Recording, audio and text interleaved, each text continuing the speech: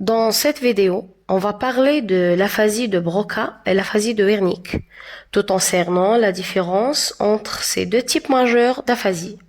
Donc, tout d'abord, on va commencer par définir le terme aphasie. Qu'est-ce qu'une aphasie? Tout simplement, l'aphasie est un trouble du langage d'origine neurologique qui affecte la capacité de parler, comprendre, lire ou écrire.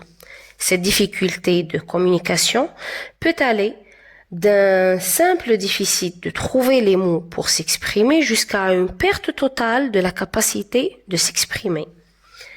Étant donné que l'aphasie est d'origine cérébrale, alors on va premièrement parler des lobes du cerveau pour permettre bien sûr la localisation anatomique des deux types d'aphasie, celle de Broca et de Wernicke. Alors, il est connu que notre cerveau est divisé en deux hémisphères dont chacune d'elles est composée de 4 lobes. Le lobe frontal, le lobe pariétal, le lobe temporal et le lobe occipital. Ces 4 lobes possèdent des fonctionnalités qui sont assez différentes, ce qui permet de classer les 52 aires de Brodmann. Alors, l'aire de Broca occupe l'aire 45 et 44 de Brodmann, c'est-à-dire qu'elle est située dans le lobe frontal de l'hémisphère gauche. Sa fonction principale est la production du langage. Par contre, l'aire de Wernicke occupe l'aire 22 de Brodmann, spécifiquement impliquée dans le traitement et la compréhension du langage.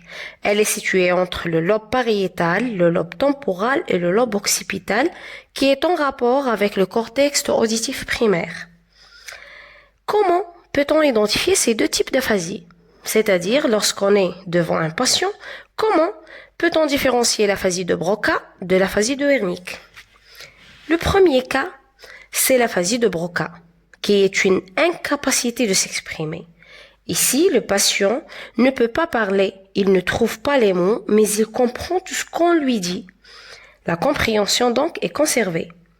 Le deuxième cas, c'est l'aphasie de Wernicke, qui est une incapacité de comprendre l'entendu.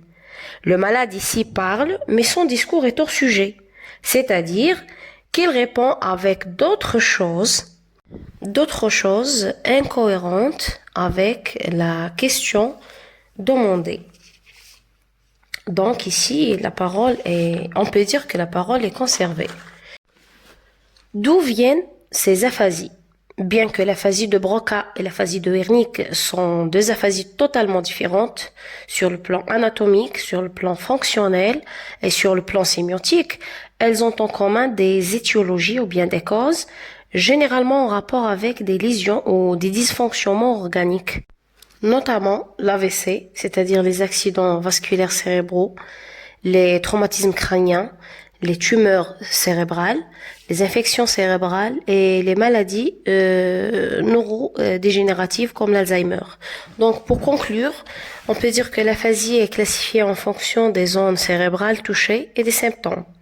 L'aphasie de Broca, qui se manifeste par un discours limité, mais la compréhension est réservée, elle est connue aussi par l'aphasie motrice ou expressive.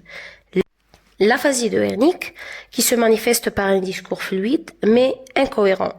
Elle est connue aussi par l'aphasie sensorielle ou réceptive.